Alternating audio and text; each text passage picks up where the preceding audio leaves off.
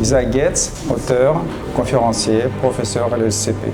Alors, le secret des entreprises où salariés s'engagent, c'est l'environnement qui prend le soin inconditionnel, c'est très important, des êtres humains qui sont les salariés. Et ce qu'il définit tout d'abord, c'est leurs besoins psychologiques. Ils ont besoin qu'on leur fasse confiance, qu'on les respecte. Ils ont besoin qu'on permette à eux de se réaliser.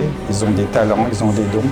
Et troisième, ils ont besoin de s'autodiriger, ce qu'on peut appeler aussi l'autonomie, décider par eux-mêmes quelles sont les meilleures actions à mettre en place pour réaliser la vision de l'entreprise. Si vous mettez cet environnement en place, ils vont se motiver, ils vont s'engager, ils voudront donner le meilleur d'eux-mêmes à l'entreprise et rester dans l'entreprise.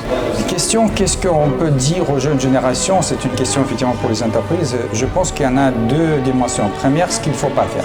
Il ne faut pas essayer de les engager. Souvent, ça revient à les manipuler, de leur proposer, je ne sais pas, des espaces de travail exceptionnels, des dojos pour les arts martiaux, et des tas de choses que finalement, fondamentalement, on n'engage pas un être humain parce qu'on a quelqu'un à côté, il peut proposer aussi des yaourts bio gratuits.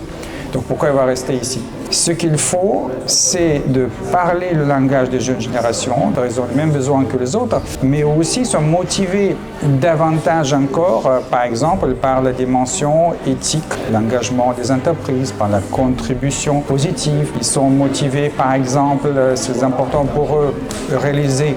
J'ai parlé qu'il faut effectivement permettre à des gens de réaliser leurs talents. Ils considèrent qu'ils ont des talents multiples. Ils veulent apprendre beaucoup de choses, ils n'ont pas peur. Ils sont très orientés à l'entrepreneuriat, donc qu'est-ce qu'ils peuvent apprendre à l'entreprise? Donc il faut articuler cet environnement de travail qui est orienté davantage à ceux qui parlent aux jeunes, et ce n'est pas la même chose que par exemple à des gens de mon âge, les fameux boomers qui vivent pour travailler, donc voilà, qui avaient des plans de carrière, voyez, une entreprise, on progresse, etc. Ce n'est pas du tout cette génération-là. Donc fondamentalement, les mêmes besoins psychologiques, mais il faut les articuler par rapport à ceux qui sont des attentes des jeunes. Je vais ajouter peut-être à la fin une chose qui est très importante. Ils vont représenter l'année prochaine, 2025, entre 65 à 80% de force de travail. Donc on va arrêter de parler des jeunes, on va parler tout simplement des salariés.